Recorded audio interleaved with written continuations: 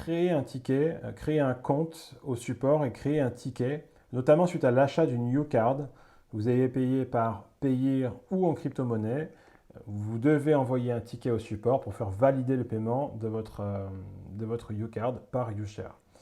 Alors, la première chose à faire, c'est de se rendre directement sur l'adresse que vous voyez tout en bas, www.dtcirclesupport.com.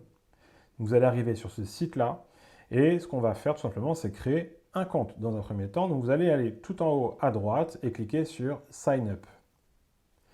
Vous allez donc tomber sur un petit formulaire. La première chose à faire, c'est mettre votre full name, c'est prénom et nom. Donc, on va reprendre les mêmes exemples qu'on avait fait auparavant. Deuxième ligne, vous mettez votre email. Vous choisissez un password, donc un mot de passe, bien évidemment, et vous confirmez ce mot de passe dans la ligne juste en dessous. Vous cliquez sur « Je ne suis pas un robot » et vous cliquez sur « Sign up ». Vous avez un petit message en vert comme quoi ça a été enregistré avec succès. Ici, le site vous dit que vous allez recevoir donc un email, d'accord, pour vérifier que votre email correspond bien. Donc vous allez sur votre email et donc vous voyez ici que vous venez de recevoir un mail de DT Circle Support, d'accord, il vous demande de vérifier votre adresse email. Donc vous ouvrez ce mail, vous cliquez sur Activate, donc activer. Donc il ouvre un nouvel onglet et super, donc la vérification s'est très bien passée. Donc suite à ça, vous avez juste à vous enregistrer, enfin du moins à vous connecter. Donc vous avez à cliquer sur Sign In juste ici. Vous retrouvez ici vos informations, donc votre mail et le fameux mot de passe que vous aviez préalablement fait lors de la phase d'inscription au support. Vous cliquez sur Je ne suis pas un robot et vous cliquez sur Sign In. Super, un petit message en vert comme quoi tout s'est bien passé. Et là, donc, vous avez la possibilité de modifier un petit peu quelques informations vous concernant. La première chose, c'est d'avoir quelques informations sur vous. Vous pouvez activer l'authentification à deux facteurs.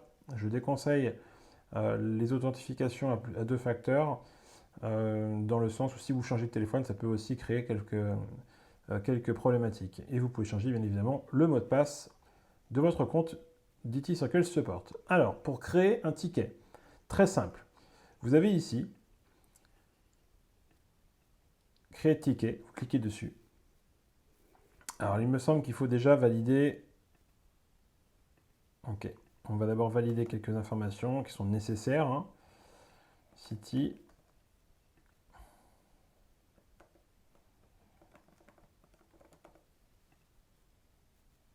Ok. Voilà, donc, une fois que les informations sont validées au départ, vous créez le ticket et vous arrivez sur cette page de création de ticket. Très simple. Vous sélectionnez, première chose, vous allez retrouver quelques onglets où vous pourrez trouver donc les informations des tickets qui ont été envoyés déjà, qui sont en cours ou qui sont terminés. Vous pouvez sélectionner donc le site web. Là, en l'occurrence, quand il s'agit d'envoyer un ticket suite à l'achat d'une UCard effectuée par Payeer ou en crypto-monnaie, vous cliquez sur UShare. Vous sélectionnez le langage que vous voulez utiliser. Donc, pour l'exemple, on va mettre France. Et dans le sujet, vous mettez paiement UCard. Ok. Vous pouvez choisir de mettre des pièces jointes. Attention aux pièces jointes, aux tailles et au format. Mais en l'occurrence, pour cet exemple-là, nous n'en avons pas besoin. Quand il s'agit d'envoyer un ticket simple pour valider un paiement effectué par Payeer ou en crypto, il n'y en a pas besoin. Alors, c'est ici que c'est vous qui allez un petit peu mettre ce que vous voulez, dans le sens où chaque exchange sur lequel vous allez payer la société est différent.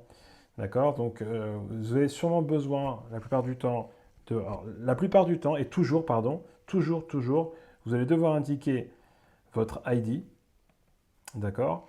Toujours votre ID, et toujours le numéro de commande. Toujours le numéro de commande que vous aviez préalablement noté. Ok.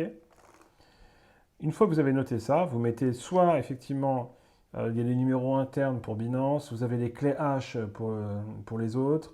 Donc ça, c'est vous qui choisissez. Donc vous mettez toujours le numéro de transaction, d'accord, que vous avez eu lorsque vous avez payé UShare depuis votre exchange. ou depuis payer. Un numéro de transaction, ça peut être, comme je dis, soit des clés internes, soit des clés hash. Ça, c'est vous qui voyez selon le mode de paiement que vous avez sélectionné. Une fois que c'est fait, d'accord, donc bien évidemment un petit message pour leur dire que bonjour, voici les informations pour le paiement de ma YouCard à 3000 € par exemple. Ok, ça dépend de tout ce que vous avez, ça dépend de ce que vous avez commandé. Et vous voyez, vous avez juste bien toujours de manière obligatoire mettre l'ID, votre ID de sharer et le numéro de commande concerné. Si vous ne mettez pas ces deux informations-là, ils vont pas savoir de quoi, ils vont pas savoir où aller chercher en fait votre paiement. Donc c'est très très important de mettre ces deux informations-là. Et de toute façon, si vous ne mettez pas ces informations-là, ils vous répondront comme quoi il leur faut absolument. Sans ça, ils ne pourront pas vous créditer votre commande.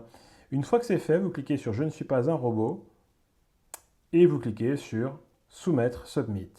Donc pour l'exemple, je ne vais pas le faire pour ne pas surcharger le support avec un ticket qui serait inutile. Et vous retrouverez ensuite votre ticket qui sera dans la case « Pending Ticket », donc en attente, ticket en attente. Une fois que le support aura ouvert votre ticket dans « Open Ticket », et une fois que votre ticket sera traité par le support, Close Ticket. Vous recevez également les réponses du support ici. D'accord? Vous recevez toutes vos réponses ici. Et vous pourrez leur répondre s'il leur manque quelques informations. Donc voici comment on ouvre un compte sur le support et comment on envoie un ticket au support pour valider sa commande si ça a été réalisé par Payeer ou en crypto-monnaie.